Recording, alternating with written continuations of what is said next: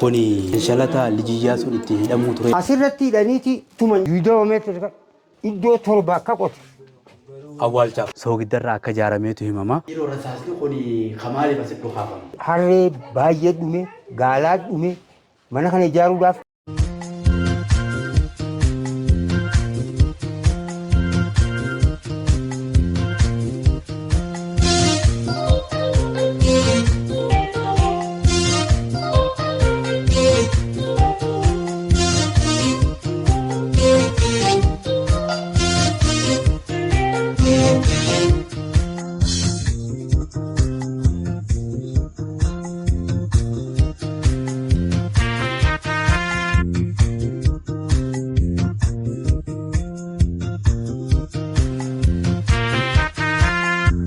Kan inni itti argamu godina Harargee Bahaa aanaa gaara mul'ata. Torban gaara mul'ataa keessaa aanaa Guraawwaati.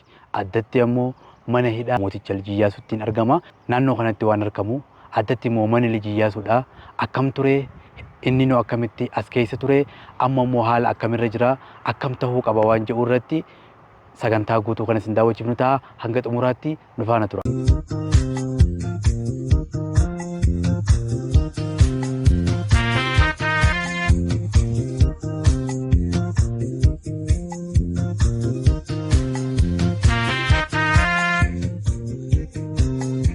Ali Bushraa jiraatin anjani bakkimatti argamnu mana hidhaa Lijiyyaasuu Gurootti argama. Lijiyyaasuun nama beekamaadha. Seenaan isaa baay'een isaallee hin barroofne. Lijiyyaasuun biyya tanaaf wanni inni yaadaa ture waan guddoo ture.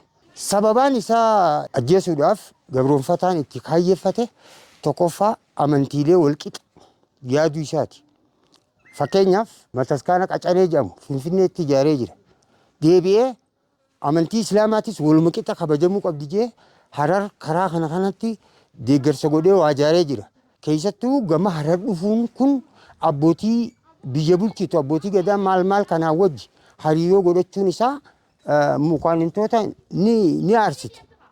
Achiin booda ni qabamee bara 1923 aanaa Guraa dhufe jechuudha. Yeroo saniif manni kun hin ijaaramne.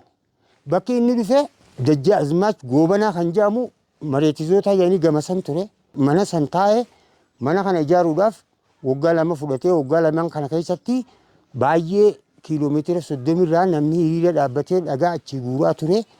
Haala addaatiin farda, gaangee, harree, gaalli hundinuu asitti walitti qabamee ijaarsa kana godhame.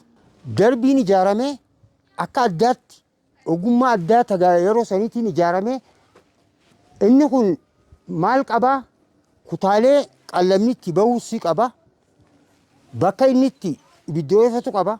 Ni garafama. Shanshalanni inni itti hidhameenis ni jira.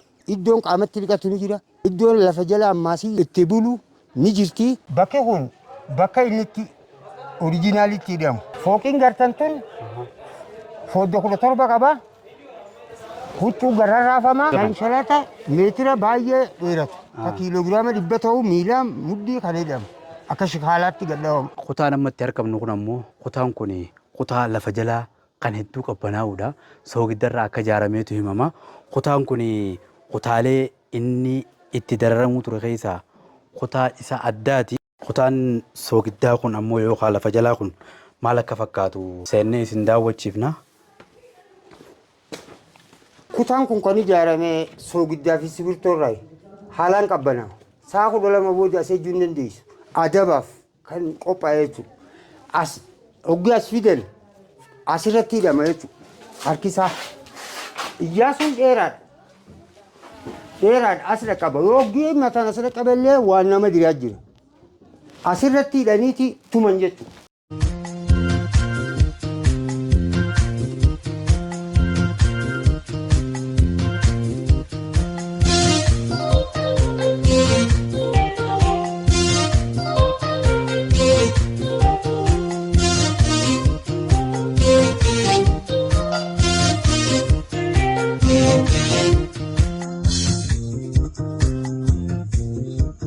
Turtiin daawwannaa mana hidhaa Lijiyyaasuutti godhaa jiru akkuma tuffetti jirti.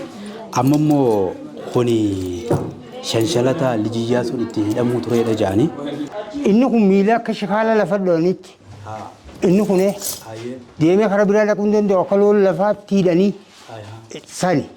Kan oggii deemu immoo harkarratti daabaa ittiin dhufne waraana keessa ture. Koopha qacceen isinidhaan. Daaba ture jechuudha. Sanaas hin jiru amma. Hin jiru. Ittiin dhaqqabne waraana keessa ture.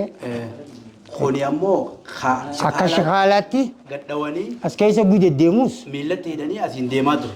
Akkuma nama re'ee hidhu jechuudha. Inni asii ala ba'uu hin danda'u as keessa naannawaa oggii asirraa bakka biraa geessan malee. Kanaan hidhamaa ture. Kuni egaa kasi garsiisu sirnoonni kana dura turan walqixxummaa amantii irratti hangam takka warroota dhiibbaa godhan akka jibbanii. Girdootu huccuutu gama alaatiin fannifamu. Oggasumaa'u fooddiituun 17. Irra gararraa san sibiila alaa qabdi. Inni as keessaa gidirfamaanii tumamaami achi keessa tatta'aniiti waan ifii qopheeffate intala ishee mana marii jee.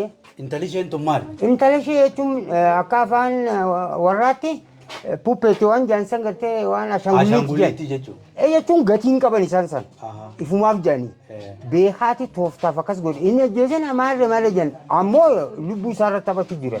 Asitti rakkisanii gidirfamee jira qabbanaan uleedhaan waan adda addaatiin gidirfamaa qabbana keessa cafaqamaa ture barcumni isaa hudduudhaan itti qabbanaawa duudaan itti qabbanaawa. Asirra taa'ee qabbana duusiseen galgala kam duudoo oomeetti. Kuni teessuma isaati jechuudha. Kursii inni irra taa'ee ibiddarraa oofifachuu ture. Duudaa isin qabbaneessi. Kun hedduun qabbanaa duudaan qabbanaa ta'ee jedhanii tolchaniif.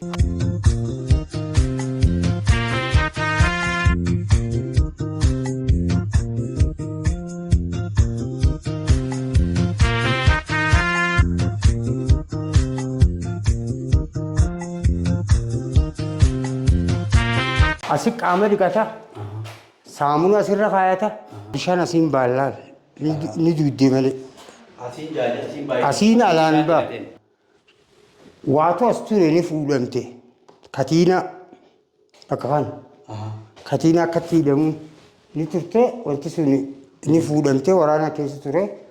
Garafu turanii kamitti iddoo bifate? Garafanis wantoota isa barbaachisu tokko irraan irratu. Bashannansiisaatti Bashannansiisa. Re'ee nyaachisan. Akka ajaa'iba. Akka ilaaluu hin danda'an ammaa foola taati jenneeti. Akkatti hogii ilaalan. Waraanichi garagala. Ija isaan ilaaluu hin danda'an. Qabatamaa waan manguddoon lafa keessa jira. Rabbi sodaadhu jedhanii biddeenaaf jecha seenaati jedhaniiti maaliin godha warri isa eeguu ture. Eega. Jaalataniitiif jecha isa miidhuu. Warri isaa sin nyaachisu. Achii dhufe malee asii miti. Gabrootan dhalaatis kadiiraatis. Warra asiitii miti. Inni nyaachisan kun. Sa'aa 12 bakka kana eeguu hin dandeessu asiin qarree baay'ee rakkisaa ture. Wantoonni nama ajaa'ibu keessaa Liji Iyyaasuun nama humnaan illee jabaa waan ta'ee jecha yeroo tokko akka nama bashannanuutti yookaan akka nama iddoo gaarii jiruutti asitti ibidda uwwisaa fi asiin itti qabsiisan asiin dhagaan kun hundi waliin oowwaaf. As taa'ee ibidda uwwifata. Iqaqqaammata jennaan afaan Oromoo bareedaan boo. Maal jedhaniin? Iqaqqaammata jennaan. Iqaqqaammata. Maal jechuudha? Ni uwwifata jechuudha. Ni uwwifata jechuudha. As keessaan immaasi aarri samiin ba'a. Asuma keessaan. Achi keessaan ba'a achiin bobeessaniif inni asiin ta'a. Sibiilli kun waa lama adaba qaba. Barcumni isaa kun oriijinaala.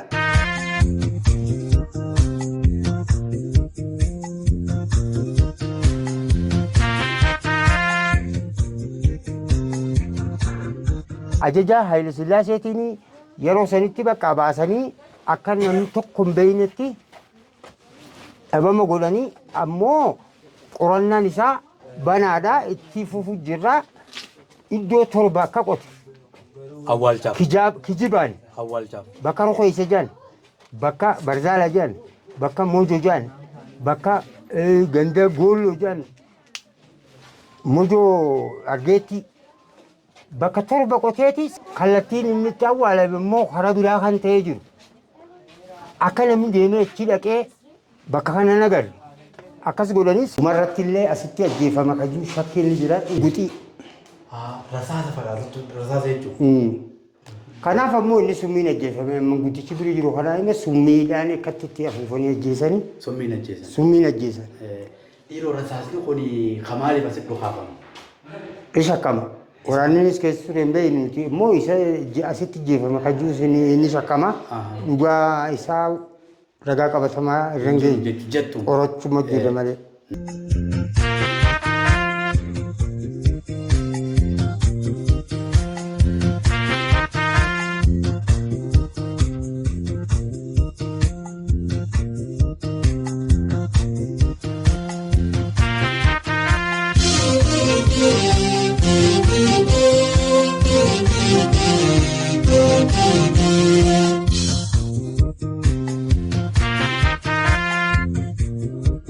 Walumaa galatti turtiin taasisaa turre mana hidhaa Liji Iyyaasuuti. Manni kun mana seenaa guddaa qabu. Liji Iyyaasuu boodas Oromoota hedduutu bakka kanatti dararamaa ture. Har'a carraan argamee namoonni hedduun tokko akka dhalootaatti illee bakka kanarraa waa baruudhaaf dhufaa jiranii. Namni gaafa bakka tana dhufu namoota as keessa dhaabbatee namoota kana daawwachiisuu jira. Baay'inaan seenaan Liji Iyyaasuuti seenaan mana kanaa bakka irraa dubbisan hin qabdu. Hundinuu warra as keessa turee seenaa odeeffate afaan isaaniirra jirti waan ta'eef jecha iddoon kun jaaromsisaa haareetti kunuunfamee suphamee wantoonni as keessa galuu barbaachisus galee namoota as keessa taa'anii seenaa kana hanga ammaatitti qabanirraayis odeeffannoon guuramee bifa barruutiinis akka dhiyaatu namni dhufee gaafa bakka kana laalu bakka kanaaf akka galii galchuu warroonni as keessatti muuxannoo yeroo dheeraa qaban dhaamsa kana nu dhaamanii jiranii nutis biiroolee aadaa fi turizimii hanga godina naannoo fi biyyaatittis ta'ee qaamota dhimmi kun ilaallatu akka dhimma kanarratti hojjettan irra deddeebinee isin gaafanna. Alii Bushraa Jiraa jedhama. Alii Bushraa Jiraa nama yeroo dheeraadhaaf seenaa Liji Iyyaasuutii fi mana Liji Iyyaasuu nama daawwachiisuudhaan namoota as dhufan barsiisuudhaan turtii yeroo dheeraa qabu muuxannoo fi beekumsa gahaa manguddoo irraa odeeffateen waa'ee Liji Iyyaasuutii fi mana hidhaa Liji Iyyaasuu irratti gahumsa guddaa akka qabu warroonni waan kanarratti barruus dookumentarii garagaraatiis hojjechuu barbaadan asiis dhuftanii osoo asin dhufne isa qunnamuudhaaf karaa lakkoofsa bilbilaa Duwwaa 9 42 25 71 58 ulfaadhu galatoon. Galatoon.